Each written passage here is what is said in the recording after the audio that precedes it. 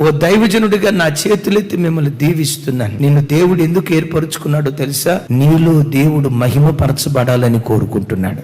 ఏ క్రియ చేసి దేవుడు మహిమపరచబడతాడో నాకు తెలియదు. నీ జీవితంలో ఏ అద్భుతం చేసి దేవుడు మహిమ తెచ్చుకుంటాడో తెలియదు. కానీ ఒకటి ఖచ్చితం, దేవుడు ఎంతో గొప్పవాడో నీ జీవితంలో జరిగించిన కార్యాల ద్వారా లోకానికి దేవుడు వెల్లడి చేయాలని కోరుకుంటున్నాడు. లోకంలో వెర్రి వాళ్ళను, తెలివి మాలిన వాళ్ళను, నేను నిష్ప్రయోజకుడినయ్యా, ఎందుకు పనికిరాని వాడినయ్యా, అభాగ్యుడినయ్యా, ఏ దిక్కు మొక్కు లేని వాడినయ్యా, అజ్ఞానినయ్యా, వెర్రివాడినయ్యా అని దేవుని పాదాల మీద ఎవరు పెడతారో ఆ మట్టి పురుగుల మీద దేవుడు తన మహిమను కుమ్మరించి ప్రపంచ దేశాలకు వేడుకగా దేవుడు వాడుకోవటం ప్రారంభిస్తాడు.